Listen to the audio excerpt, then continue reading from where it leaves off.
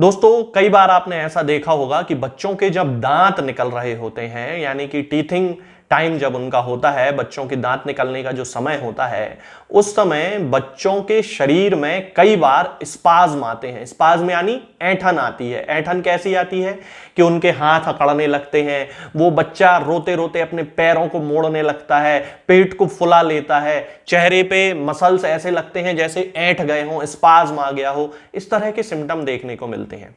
इसके साथ में एक बीमारी होती है जिसे मिर्गी कहा जाता है, एपिलेप्सी कहा जाता है। एपिलेप्सी में भी कई बार ऐसा देखा जाता है कि जैसे ही मिर्गी का दौरा किसी मरीज को पड़ता है तो उसकी आंखें एकदम से अपवर्ड रोल हो जाती हैं, यानी कि वो आंखें ऊपर घुमा लेता है, जीभ बाहर निकाल लेता है और पूरे शरीर को एकदम से ऐसे कड़क कर लेता है। इसको स्पाज्म कहा जाता है। इसके साथ में एक और बीमारी होती है जिसे हिस्टीरिया कहा जाता है। हिस्टीरिया यानी कि वो बीमारी जिसमें कि मरीज अचानक से बेहोश हो जाता है या फिर बैठे बैठे कहीं खो जाता है। उसे पता नहीं रहता कि उसके आसपास, उसके रूम में वो जहां बैठा है उस जगह पर क्या चल रहा है। वो उपस्थित है केवल शरीर से, मानसिक रूप से वो उपस्थित नहीं है। कई बार ऐसा देखा जाता है कि हिस्टीरिया के कुछ ऐसे केसेस भी होते हैं कि व्यक्ति पूरा काम अपना कर लेता है लेकिन उसे पता नहीं चलता कि उसने क्या काम किया है। काम बिल्कुल सही करता है लेकिन उसके दिमाग में यह चीज नहीं रहती कि वो क्या काम कर रहा है। तो ये जो 3 सिम्टम्स मैंने आपको बताए हैं, कौन कौन से? पहला, बच्चों के शरीर में दांत निकलते समय स्पाज्म आना, ऐंठन आना। दूसरा, मिर्गी का दौरा पड़ना। और तीसरा, हिस्टीरिया। इन तीनों ही सिम्टम्स के लिए होम्योपैथी में एक बहुत ही जबरदस्त रूप से रामबाण औषधि के रूप में काम करने वाली एक दवा होती है। इस दवा का नाम है सिकुटाविरोसा। होम्योपैथिक मेडिसिनल सिस्टम की ये वो मेडिसिन है जो कि स्पाज्म के केसेस को, मिर्गी के केसेस को, हिस्टीरिया के केसेस को 100% सिंगल मेडिसिन के रूप में ठीक करने की क्षमता अपने अंदर रखती है। सिकुटाविरोसा के यदि हम प्राथमिक लक्षणों की बात करते हैं तो यह देखा जाता है कि इसकी जो ऐंठन होती है वो सिर से, आंख से शुरू होती हुई नीचे मुंह पे आती है, गले पे आती है और फिर हाथ पैरों पे फैलती है। होम्योपैथिक मेडिसिनल सिस्टम चूंकि दवाओं के लक्षणों पर आधारित सिस्टम है, इसलिए होम्योपैथी में स्पाज्म के लिए या इस तरह की ऐंठन के लिए और भी बहुत सारी दवाएं हैं। अब इन दवाओं में डिफरेंशिएट ऐसे ही किया जाता है, यानी कि सभी दवाओं को एक दूसरे से भिन्न भिन्न इस प्रकार किया जाता है कि उनके लक्षण किस तरह के हैं। जैसे क्यूप्रम मेटालिकम भी ऐंठन के लिए बहुत अच्छी दवा है, लेकिन क्यूप्रम मेटालिकम की जो ऐंठन होगी वो अलग तरीके की होगी। और सिकुटाविरोसा की कैसी होगी कि सिर से शुरू होगी, फिर आंख पे आएगी, फिर चेहरे पे आएगी, फिर गले पे आएगी और फिर हाथों और फिर पैरों पर पहुंचेगी। इस तरह से सिकुटाविरोसा की ऐंठन होती है। नक्स वोमिका भी बहुत अच्छी मेडिसिन है, लेक्नेंथिस भी ऐंठन की बहुत अच्छी मेडिसिन है। तो चूंकि होम्योपैथी में लक्षण जैसे जैसे बदलते जाते हैं वैसे वैसे दवाएं बदलती जाती हैं। इसके साथ में जैसा कि मैंने आपको बताया कि इसका जो रोगी होता है, इसका जो पेशेंट होता है, वो बैठे बैठे कहीं खो जाता है। इस सिम्टम के लिए भी होम्योपैथी में बहुत सारी दवाएं हैं, लेकिन सिकुटाविरोसा हमें किस मरीज को देना है? जिस मरीज को काम करने के बाद याद नहीं रहता कि उसने क्या काम किया है। मान लीजिए हमारी क्लिनिक पर ऐसे बहुत सारे पेशेंट्स आते हैं जिनसे बहुत सारे क्वेश्चंस पूछे जाते हैं, वो उनके आंसर्स भी सही सही देते हैं, लेकिन जब उनसे बाहर जाके पूछा जाता है कि डॉक्टर ने आपसे क्या कहा, क्या पूछा, उन्हें कुछ भी याद नहीं रहता।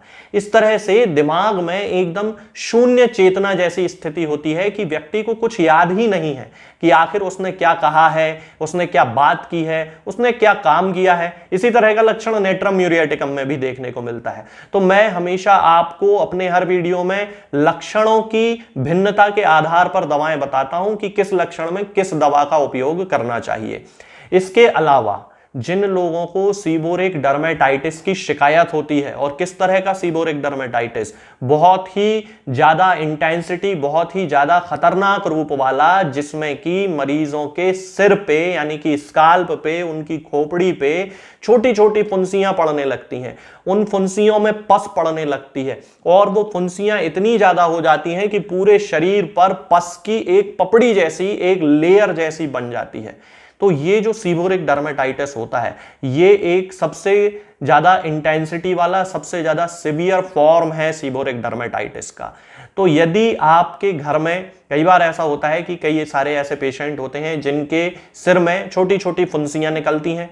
शुरुआत फुंसियों से ही होगी, फिर फुंसियों से वहां पे पस निकलने लगेगा, बाल झड़ने लगेंगे, आदमी पूरी तरह गंजा होने लगता है। और जब उसको स्काल्प उसका चेक किया जाता है तो पूरे स्काल्प पे पीली पीली पपड़ी जमी होती है और देखने में वो बहुत ही ज्यादा गंदा लग रहा होता है।